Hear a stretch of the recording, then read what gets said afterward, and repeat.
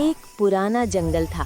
ऊंचे ऊंचे पेड़, रंग बिरंगे पक्षी, बहती नदी और हर तरफ हरियाली। उसी जंगल में रहता था एक मोटा सा हंसमुख भालू, जिसका नाम था भालू भैया। भालू भैया को सबसे ज्यादा पसंद था शहद खाना, गाना गुनगुनाना और आराम करना।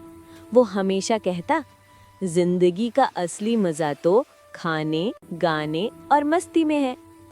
भालू भैया के कई दोस्त थे। चीकू बंदर, जो बहुत शरारती था, नीलू हिरन, जो समझदार और तेज था, शेर राजा, जंगल का राजा, और छोटा सा मानू इंसानी बच्चा, जो जंगल में खो गया था।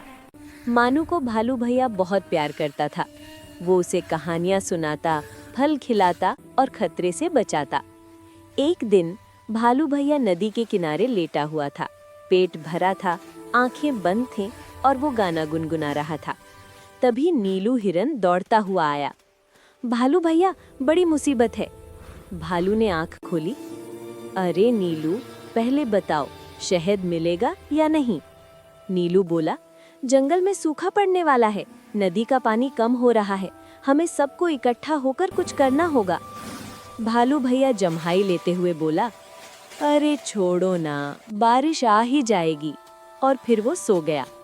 कुछ दिनों बाद सच में बारिश नहीं हुई। नदी सूखने लगी, फल कम हो गए, जानवर परेशान होने लगे। एक रात शेर राजा ने सभा बुलाई। शेर राजा बोले, अगर हमने अभी कुछ नहीं किया तो जंगल बर्बाद हो जाएगा। सब जानवर चिंतित थे। तभी चीकू बंदर बोला, भालू भैया को बुलाओ, वो मजबूत हैं। भालू भैया आया, हाथ में शहद का छत्ता लिए। शेर राजा ने कहा, भालू भैया, हमें पहाड़ के पीछे से पानी लाने के लिए रास्ता बनाना होगा, तुम्हारी ताकत चाहिए। भालू भैया थोड़ा डर गया। इतनी मेहनत, धूप में काम।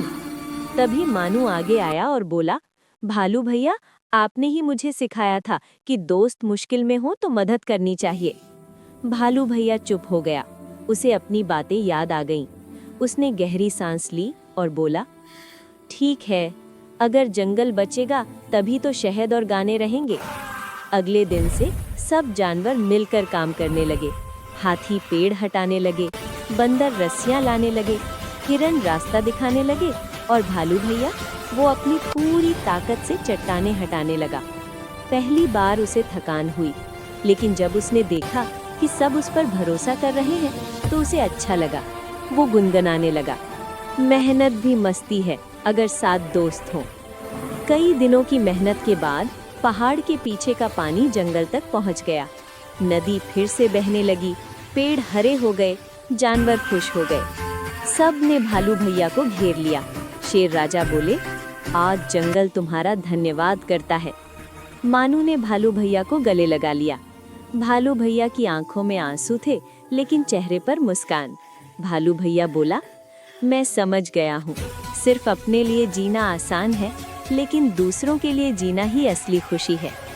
उस दिन के बाद भालू भैया वही रहा, मस्तीखोर, गाने वाला, शहद खाने वाला।